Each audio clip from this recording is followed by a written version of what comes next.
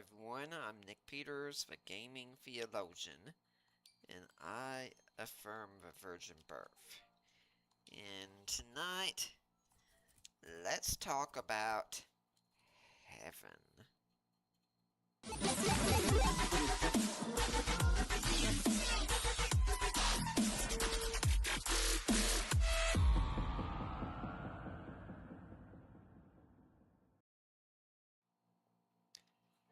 Okay, so, I did some listening last time, and it sounded like my volume didn't come through too much. If I'm correct in that, someone let me know, and we'll do that topic again another time, since I can't just go back to World War II again at this point. But tonight, we're going to be talking as we go through Skyward and on to the final level. Yes, we will be finishing this game tonight. You can see I've got all the power-ups here now. We're going to be talking about heaven. Now, first, let's talk about evangelism with this. Because this is something that really... By the way, I do love the music in this level so much.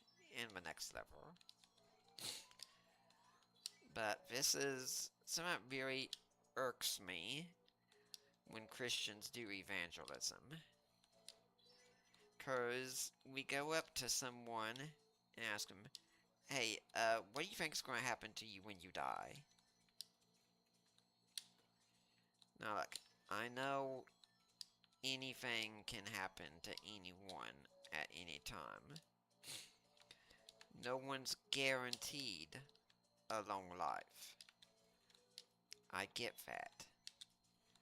But if you go up to someone in their 20s in your evangelistic approaches, what's going to happen to you when you die? Look, they're not really thinking about that. Nor do they have any reason to. Odds are they are going to live at least 50 years past that. And statistically speaking, that's probably going to happen. Alright, these are the thief creatures again. They're much easier this time, because once they see you, they go flying by, and that's it.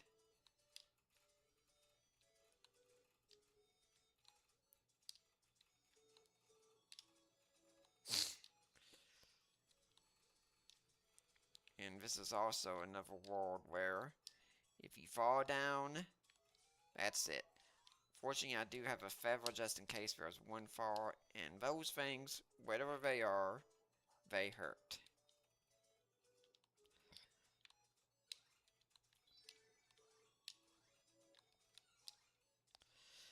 But as we go further and further, I mean, it could be we live longer and longer lives. And you know, one of the things you are implicitly telling people when you do evangelism like that? You're pretty much telling them Christianity doesn't matter a bit until you die. Is that really the message we should be saying? Doesn't Christianity matter here and now? You go and you read the epistles of Paul, for instance, and he's not talking so much about heaven or hell. His main appeal is Jesus resurrected. And yes, he does talk some about the judgment to come.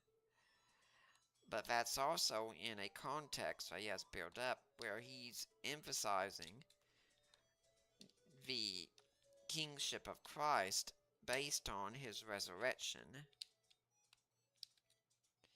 The resurrection was primary. Knowing that when we talk about resurrection, we have to make sure we are getting it right.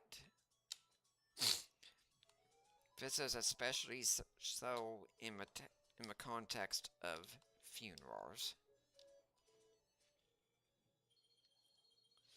where I don't have to, but rather than be a chicken here, I'm going to endure it again.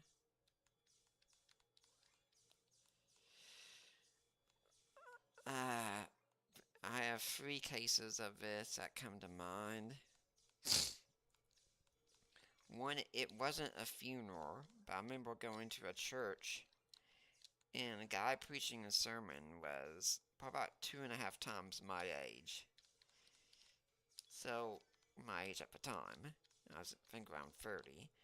And so, look, I have to say, if I encounter someone and they are much older than I am, I would expect, here's some Metroid ripoffs here, that they would be better preachers and much more knowledgeable. Sadly, this is not usually the case. Because he talked about someone who had died recently and said, right now he is walking on those streets of gold. No, he's not. The bodily resurrection matters, and he does not have a new body yet. This is dualism. It's practically a form of Gnosticism, even, saying that the body doesn't really matter. And we often have this showing up, sadly, in a lot of dispensational circles, where the idea is that the whole goal is to get to heaven when you die. And yes, just make sure I'm not saying all dispensationalists think this way. I know a lot of good ones that do not think this way. And that this world is going to be destroyed because the world doesn't really matter like that. Well, no. And I always kind of think of these guys as being like the mascot of the Braves, the Atlanta Braves.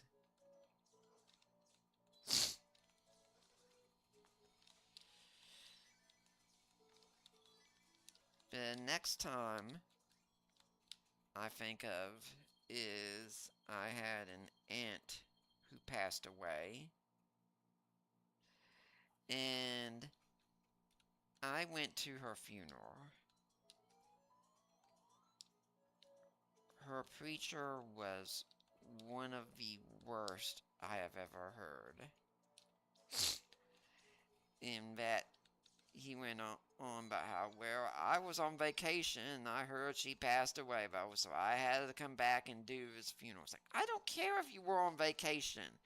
What does that have to do with anything? Don't take this time to tell me, well, here's how awesome about I am, but I gave up my vacation to speak at her funeral.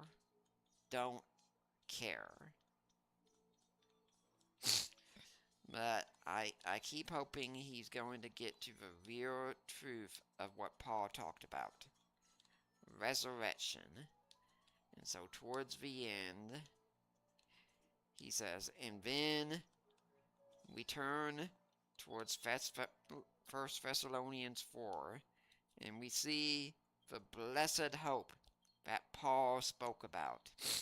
And I'm leaning forward in my seat. Yes, yes, say it, say it, say it. And he says, that we will see our loved ones again in heaven. And there I slumped down again. I was married at the time. I think my ex-wife could tell that I was thoroughly defeated at that point. So, no, that is not what Paul wrote about in that chapter. He wrote about the resurrection. So now let's go to the final one. And that was the funeral of my own grandmother. And in this one, I was one of 3 ministers assigned to speak at our funeral. And it was the first time I remember ever being nervous about speaking somewhere.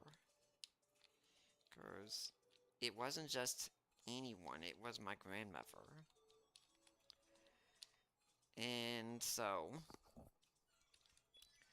her pastor is the one that speaks before me. And he says something so ridiculous. It still stuns me that he said it. He said, "And right now, she is experiencing the power of a resurrection." And I so was one to just jump up and say, Pastor, I'm sorry, but maybe it's just me, but I swear I see her body down there in front of us.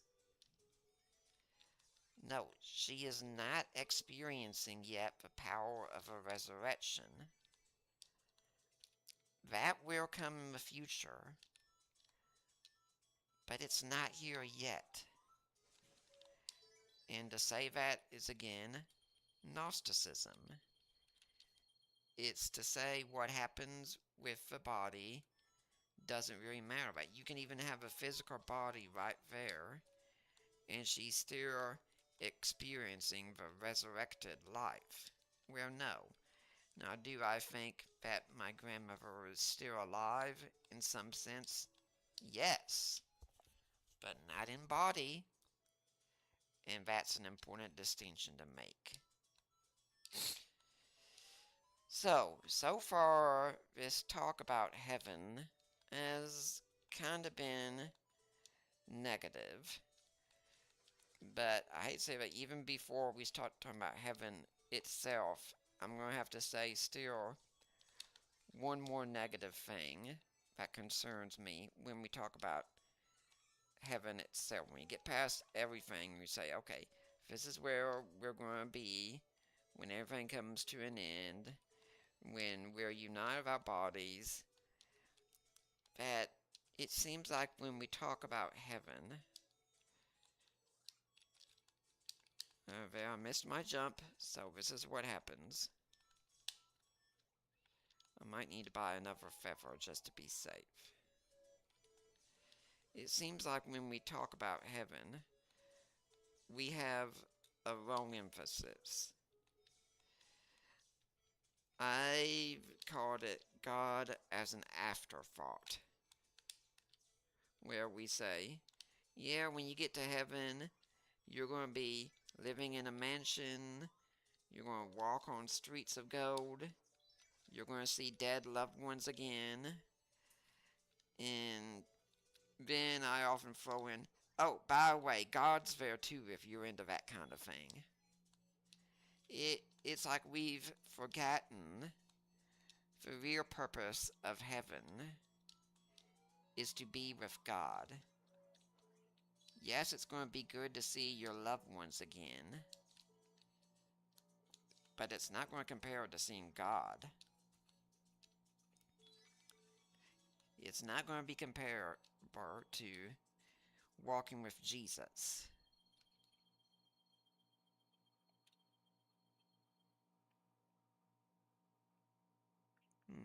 Actually, since this is the final level, I'm not going to buy, or final level moving up like this, I'm not going to buy a feather. That'd be a waste of money.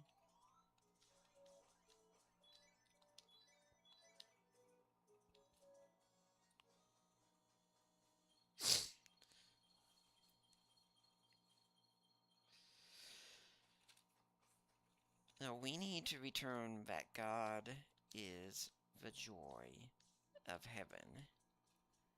Now, let's answer some questions about heaven as well, such as, is it conceivable that you could enjoy heaven if loved ones are in hell? Or, as some have said, how could people in heaven really be watching us now and still be happy if they see the suffering we're going through right now? And this makes sense in a way, but what we're forgetting when we say that is how much joy we're supposed to get from God.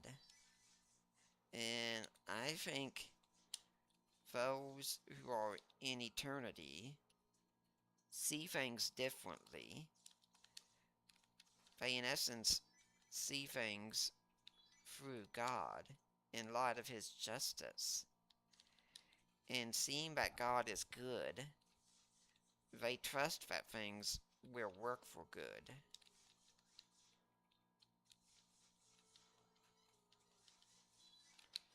Well, I should not have used it on those snake things, but oh well. So I think that is the difference here. Now, another objection people will say, and I see this from atheists all the time, is saying, if free will is so important to God to choose love, then how can we have free will in heaven? And if we can, why didn't He just create us there? And the reason I say He didn't is because heaven is supposed to be the culmination of a lifetime of choices. You are not forced into heaven, just as God does not force you into a marriage. He's not a divine rapist, as it were. Those who get to be in eternity are those who choose to be in eternity. They decide that they want goodness, truth, and beauty. They want to pursue love for its own sake. So, ultimately, I think that answers the objections I can see to heaven and questions that we have and my concerns. Which, oh, I think I should have said when we talk about evangelism also, if we're not about heaven, what should we talk about? Jesus as King. And that Jesus is reigning right now, and He's calling us all to submit to Him as King. Are we willing to do that? That, I think, is what's happening. Because when we bring up Jesus as King, then it becomes a point that you are guilty of treason before the King, and the King has a call on your life right now. Well, that did not work out well. Oh, that definitely did not work out well.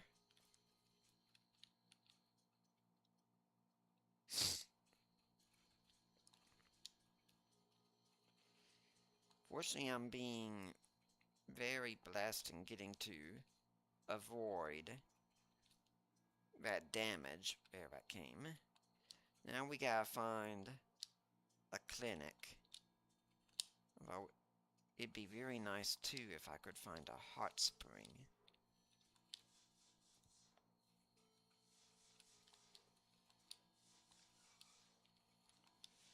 There's a way to avoid taking damage every time here. I just don't always do it.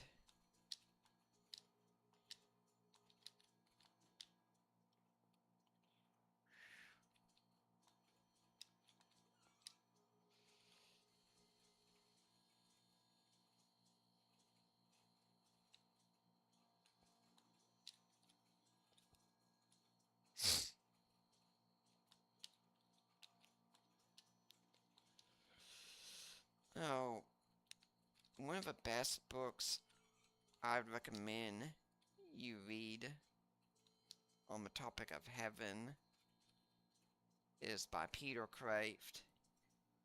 Catholic philosopher. It's called Heaven, the Heart's Deepest Longing. Kraft has written more about heaven than anyone else I know of, at least as a present day living writer. And his book can give so much joy to you if you read it. But I want to say heaven, it's the paradise we were always meant to have. Because you might seem strange to some of you, but I do not think the Garden of Eden was for paradise, nor do I think that's even possible. I think Eden was made as sort of a battlefield. I think the boss might be in that room right next door, so I'm not going to risk things here. I think Eden was meant to be a place where we would choose whether we would be faithful to God or not, because I think it was built, for instance, with some suffering built in, as it were. Consider how Eve is told that she will have her pain greatly increased in childbirth. But I think heaven is meant to be good. Notice I'm not saying it's perfect. Because to me, the only perfect in the universe is God. And you can say, oh, you think you can make heaven better? Yeah. Maybe if one more person got saved. One more person coming to the party? Yeah. But everything that is there is going to be good. It's going to be the case that there's not going to be any suffering or pain there, for instance.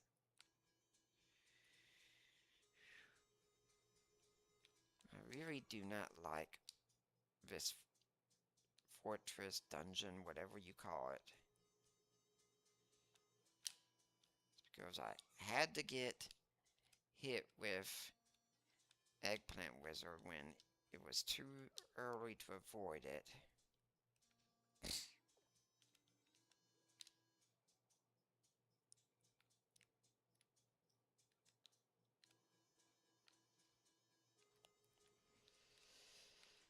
I think there's going to be no pain, no suffering, that we will live forever.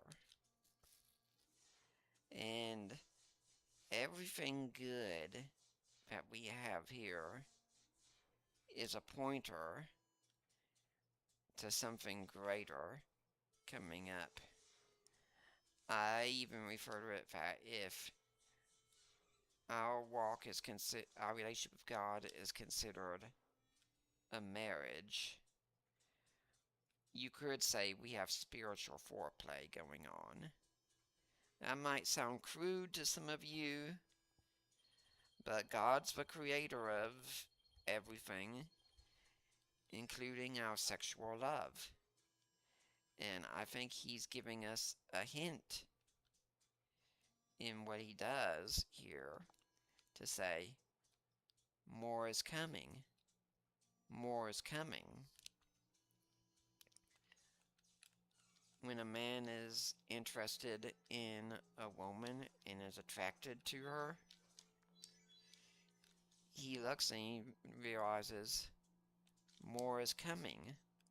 More is coming when he's dating her until he marries her, and then he gets the more.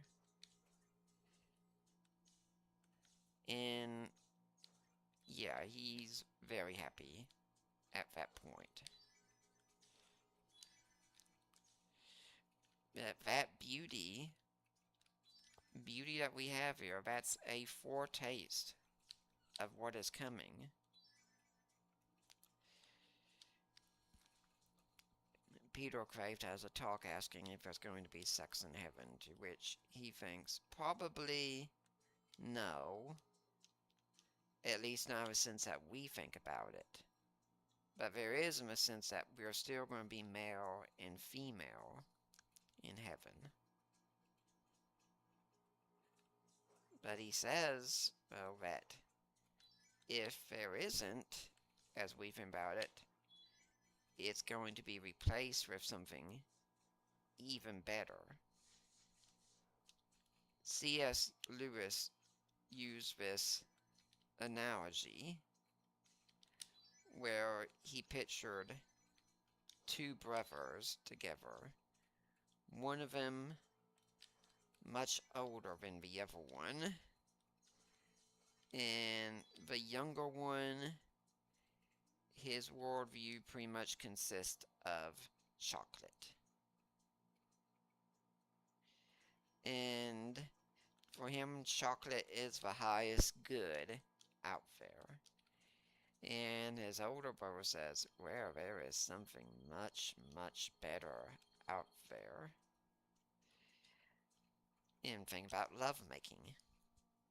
And the little boy, though, is saying, yes, but do you have chocolates doing it? He doesn't conceive that when people get together in the throes of passion, they have something much better to think about, but they're usually not thinking about chocolate at that point. He can't conceive of the greater or good because he's so much focused on what is actually a lesser good.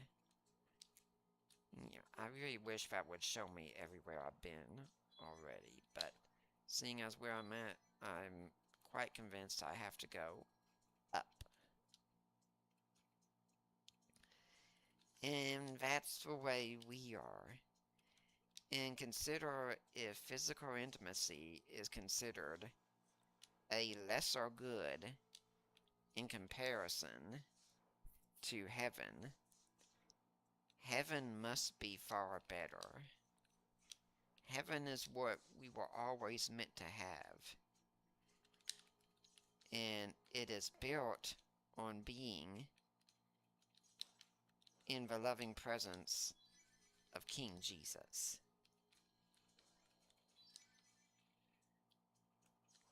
God is not relative to heaven. Heaven is relative to God.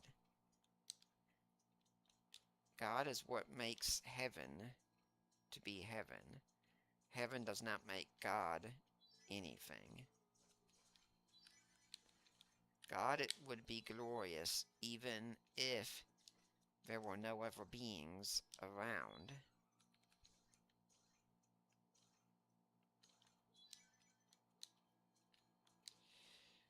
We can't miss out on how good God is and how much that changes things. It's not, that's not even accurate to say that, because it's not so much that God is good, he's goodness.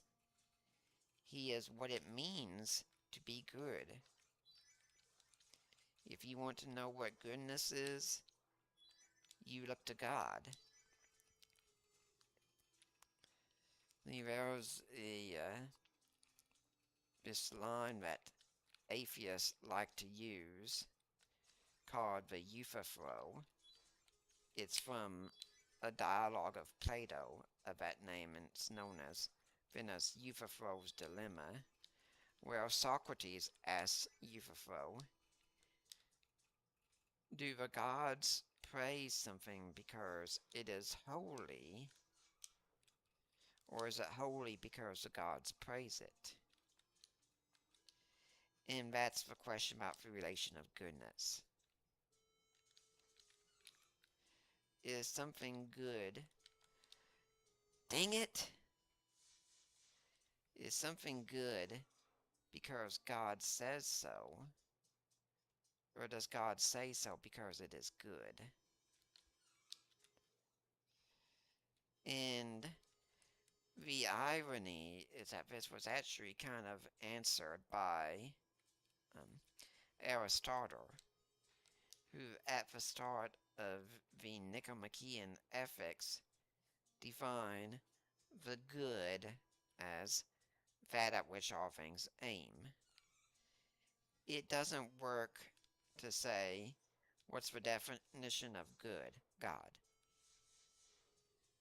Because if I don't know the nature of God, what does it do to tell me that nature is good? And knowing that, it doesn't make sense. Because, for instance, what if I say, oh, this is being a very good game? What does that mean? This is a very God game? What does it mean for a game to be good? Saying, well, that's what God is, doesn't answer that question. Instead, what we get when we say the good is that at which all things aim is that ultimately, as Aquinas would argue later on, it is what it means to be that that being itself is good. Let's see if I can remember where I'm at. Okay, I can't. I'm going to try and think about where this room is for next time. So what makes God good? That He is. That He is being without any limits whatsoever. By the way, this is the last lever that we're going to be doing shopping in. So we won't need any hearts, so I might as well spend them when I come across something. In this case, spend them on health. Unless I get to a heart spring soon. What it means to be good is God. God is what it means to be. So what is a good game then? A good game is that which represents what a game is meant to be. Now, that can be a difficult question to answer at times, granted. But once we get the definition of a game, which still is very hard to do, then we can move on from there and say what goodness itself is.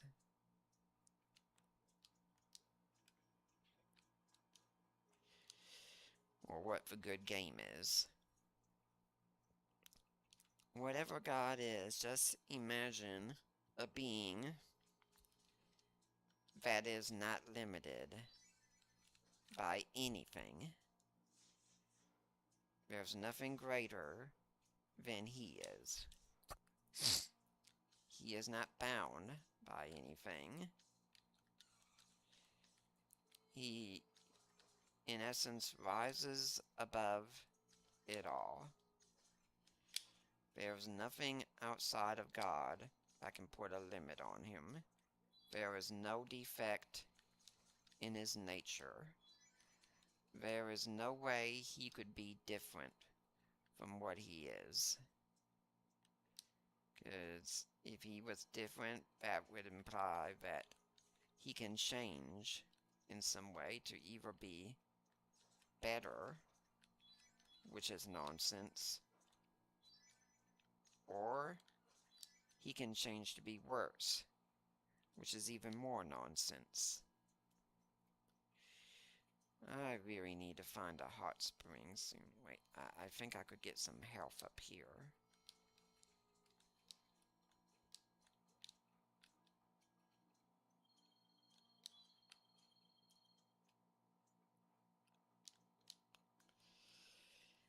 And for people in the past, the greatest good they could have was what was known as the beatific vision. Oh, good grief, I hate this level so much. The seeing of God.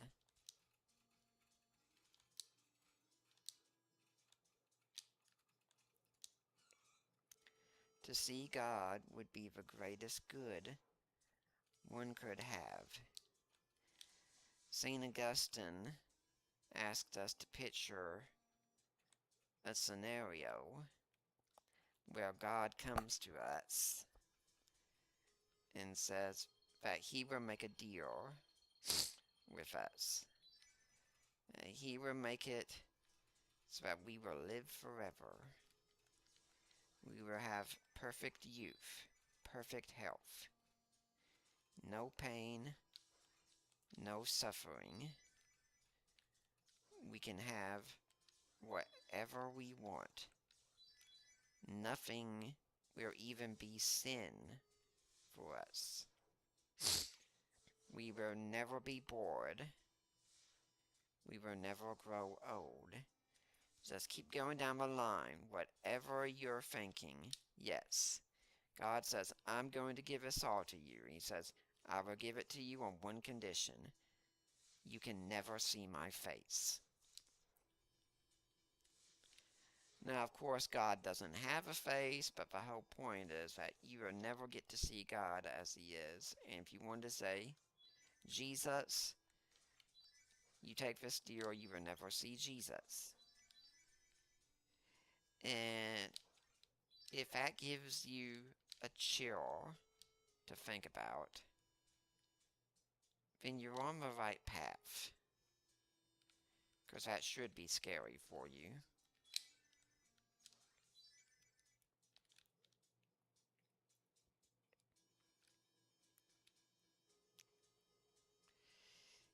If it is, then it tells you this is what you really want in your heart of hearts. You want God. And the people who make it to heaven, that are in his grace forever, those are the ones who want God.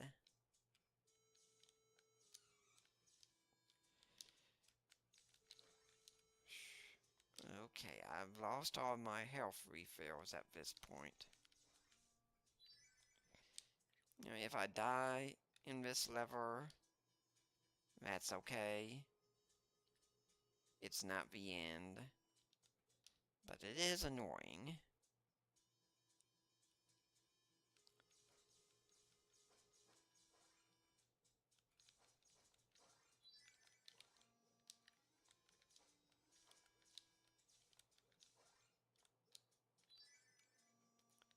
Let's see if there's a hot spring.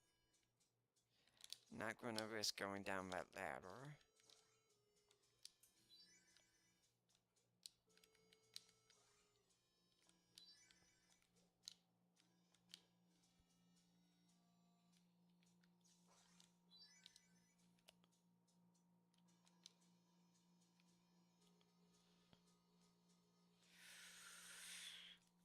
I really would love to find a hot spring here.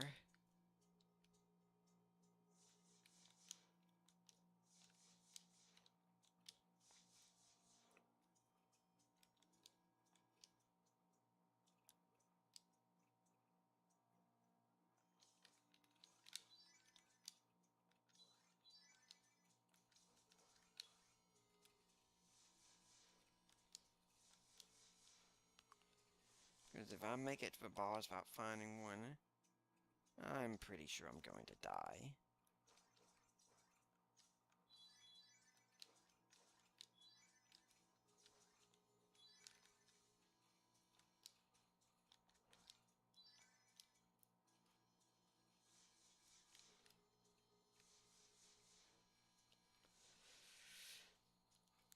Oh, if we want to understand what matters with heaven, we need to understand who God is. First, that should be our primary aim. To understand God, to know his nature, to know who he is. Okay, I'm pretty sure the boss is in the very next room, so this is going to be a little bit grindy. Bear with me here. We don't have any more health refills.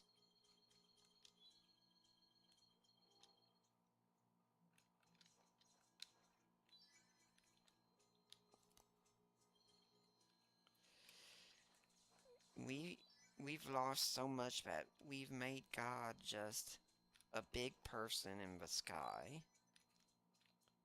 Okay, I'm going to throw caution to the wind here. Shouldn't have done that. Well, let's go over here first and see if there's anything here.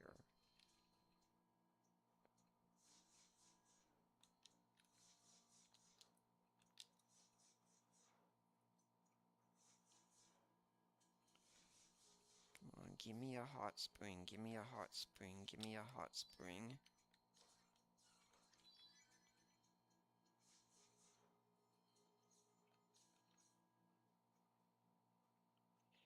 I think you all are starting to see why I don't like this lever.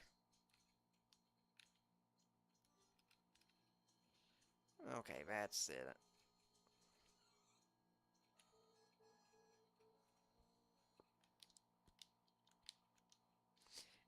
In the original game, that was a... Okay, I'm back with everything. I've got my health restored. And I've got the refills for when I take too much damage. So we're going to try this again.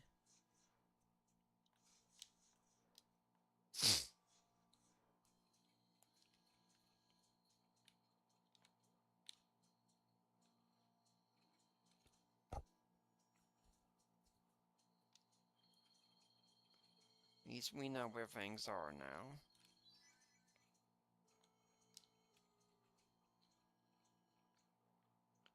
No, I don't have a map now, but that's okay. That's okay.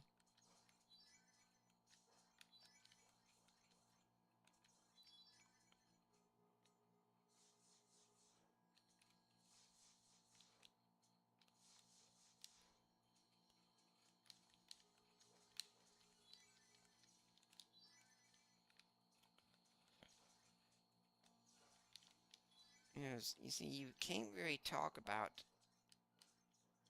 heaven without talking about who God is. And if you're doing that, ultimately you're really missing out on heaven. That way. God is not... Kept pushing the wrong button there. God is not just a big person in the sky. God is far greater than that. The idea is that whatever your notion of God is, it is insufficient.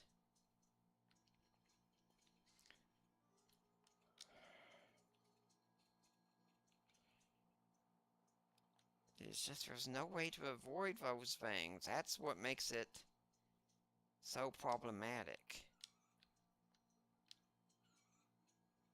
It comes across as the game not really being fair to you. You know, gamers don't mind losing something if they think that the loss was really something they could have prevented on their own.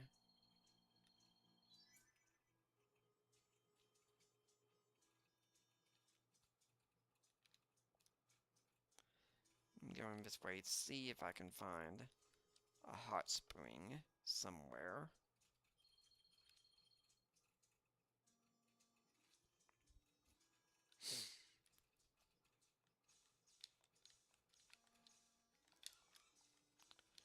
And there's the first of my health refills I've had to use.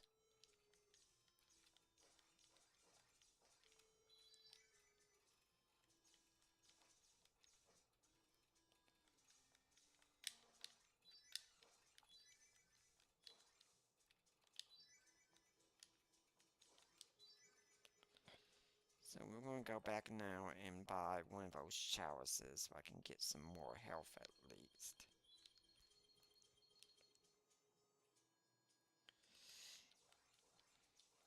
Yeah, what about the question also, will we get bored in heaven? And the answer to that is no. Because God is infinite. There is no end to his goodness, beauty, and truth. In essence, there will be something new. Always. Now, I do think to some extent we are going to be doing work in heaven. But I also think it's like the Garden of Eden there. The man was supposed to work before the fall, but his work was his joy, and his joy was his work. And I think that's how it's going to be for us. We will take joy in what we do. And I think part of what we will do is going to be exploring the cosmos and using that to bring glory to God.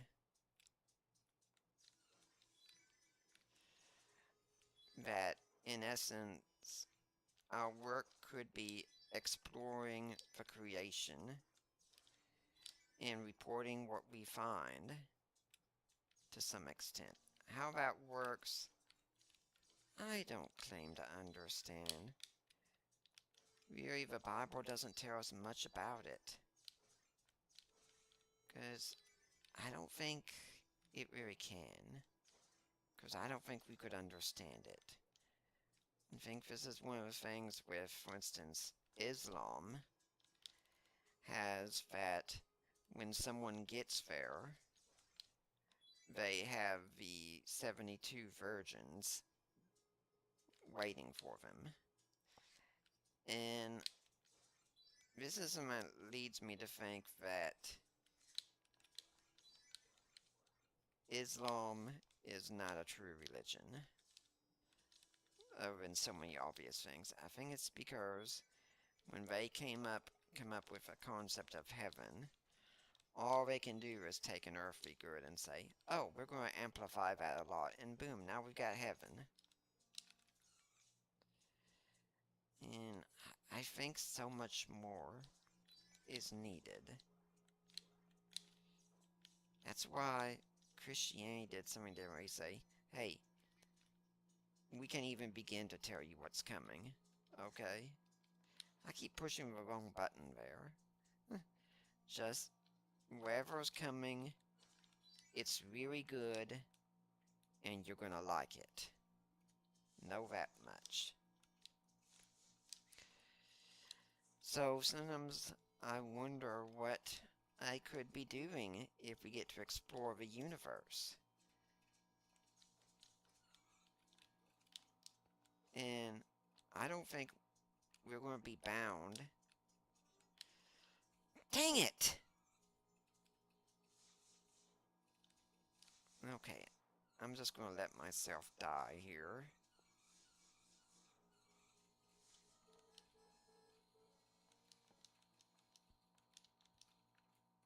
I don't think we're going to be bound the same way we are here. Like, for instance, I fully think it could be quite possible we could fly. For instance, maybe even teleport, per se. So sometimes I think about things you read about being in the universe that are far beyond what we can reach right now. We can only see. And in a universe that will not die, what will that be? I wonder, for instance, that one of Jupiter's moons, Europa, that scientists believe there is possibly an ocean under the surface of this moon. That's really cool. So, if that is real, does that mean that for eternity, that one of the places I could go is look in this moon and see this ocean there and explore it? That'd be really neat to do. And no doubt there will be new things for us to do.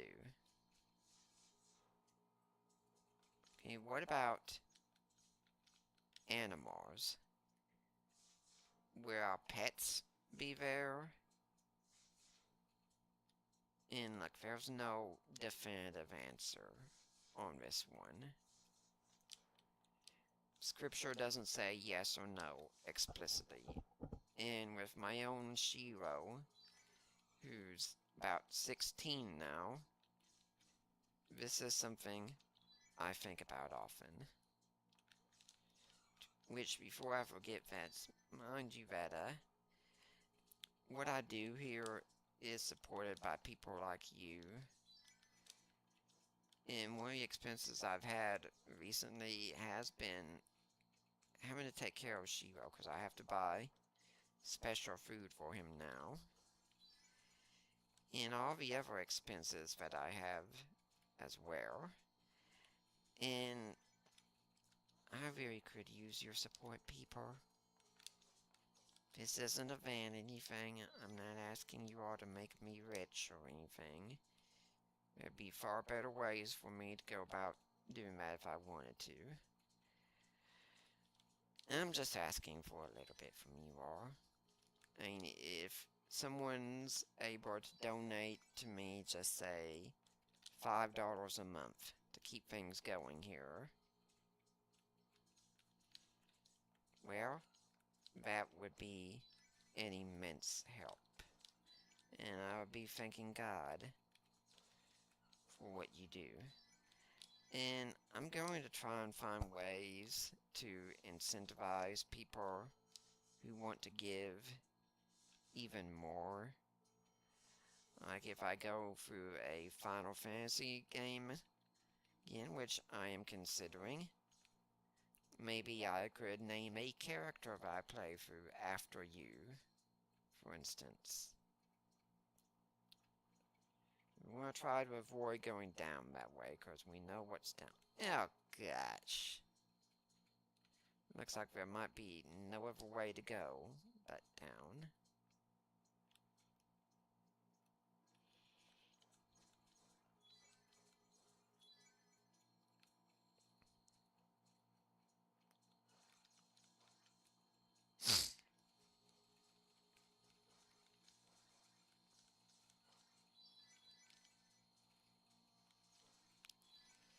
So, people, what I'm saying is please like, comment, share, subscribe. I mean, I used to do a podcast back in the day, but I had to stop doing it because I couldn't afford it.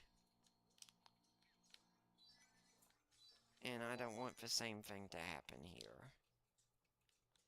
I do have a Patreon link in the comments, so please sign up for it. And seriously, for some of you, $5 a month is excellent. And if you want to give more, of course, that's even better. But for many of you, I'm not going to ask for anything exorbitant, because I know things are difficult for all of us. I'm simply asking for, like, say, the price of a cup of coffee a month. Please consider it. But the best work I've found on the question of animal immortality is a book by Dan Story called Where Dogs Chase Cats in Heaven. And I read through and I was honestly surprised by what a scholarly work it was, because I didn't think there could be so much research on that topic. And yet there is, and scholars have debated it back and forth. I think C.S. Lewis said that the way it could be possible for some animals would be if they experience a strong connection to a human being here. So, I would hope that that's the case with my Shiro.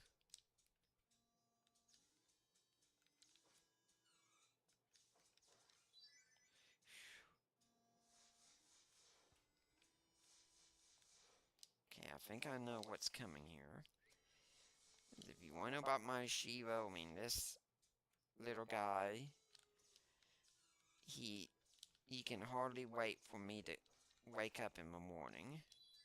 Because when I do, and I'm reading my Bible, he's right there, he's underneath my arm, and he's rubbing his face against me over and over that I'm his world. When I come home from work, he jumps up next to me, wants to be all over me again, get my shower, he's waiting right outside, and go to bed at night, and he's usually sleeping next to me, always checking on me. So yeah, okay, I'm pretty sure this is it. Yep, this is Pandora.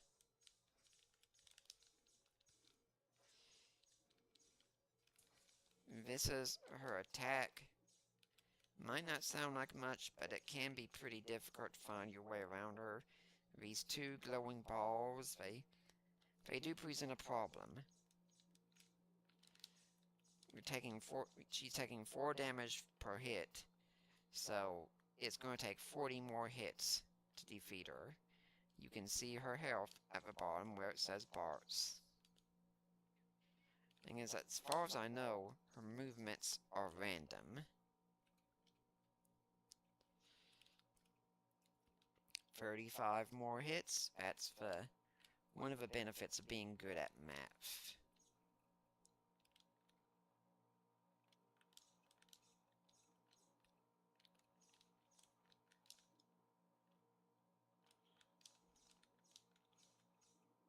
Now, once we beat her, the worst is behind us at that point. And yes, we're going to go a little bit over what I would normally want to do, but I've told you guys that this is how I'm going to do things. We're going to finish things off today, and I do have the next long game already planned out. And no, I'm not going to tell you all what it is yet. Also, I do want to remind you all, I have a Discord. I'm trying to build it up. If you want to join in on that, just look for Gaming Theologian on there.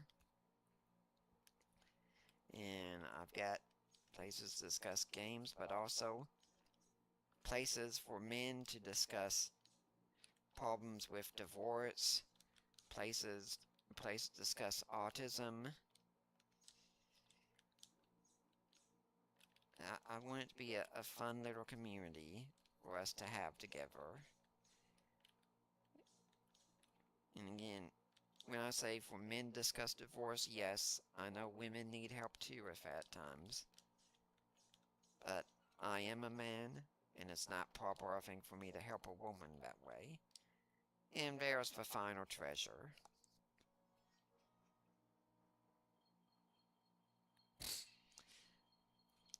Now, the final lever is very different. Pit equips, another name for Kid Icarus, equips the 3 treasures. The wings, the shield, and the laser arrows. Thankfully, my health is refilled.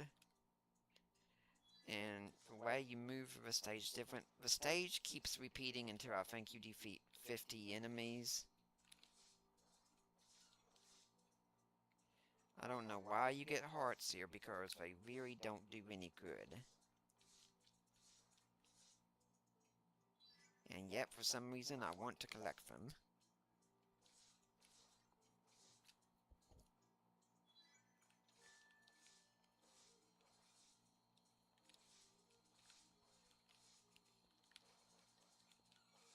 As strange as it seems, you can actually fly through pretty much everything.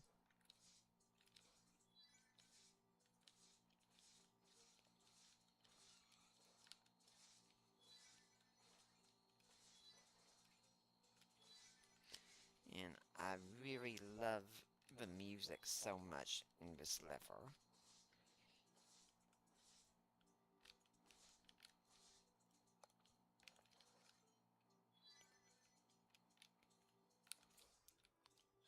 Fortunately, these things stay at such a level that it can be easy to line them up in one shot.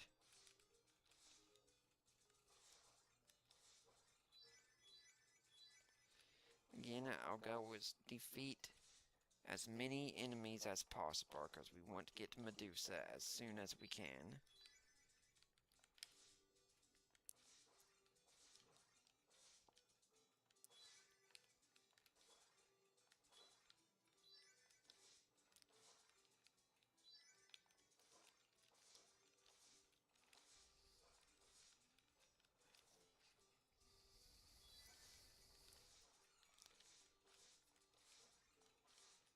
Already things are starting to repeat a little bit, so you're not going to really be seeing much anything new until we get to Medusa herself. And really, it's disappointing how easy Medusa is.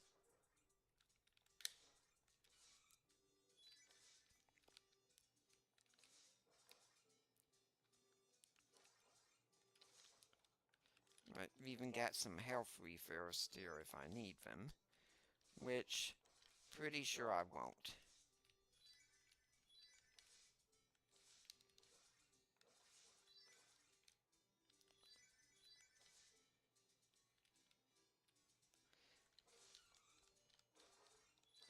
Now that's what we want. We want things to line up like that. When the music changes, we'll know she's just around the corner.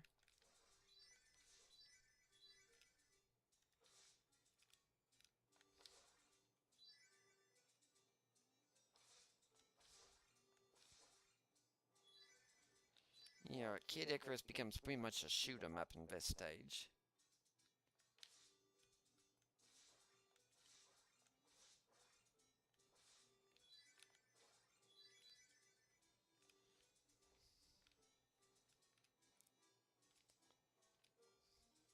Here we come.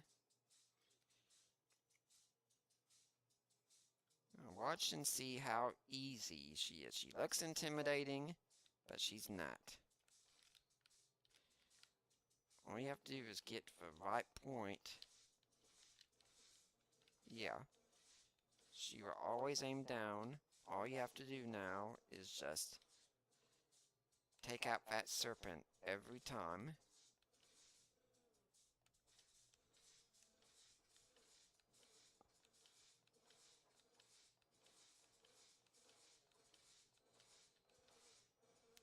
If you miss it, just wait for it to come close.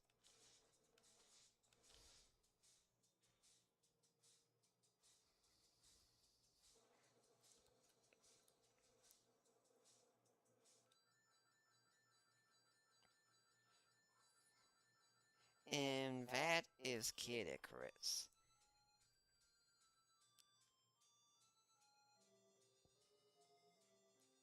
If you do the game the best way, which apparently I didn't do this time, he becomes a full-grown man right next to her.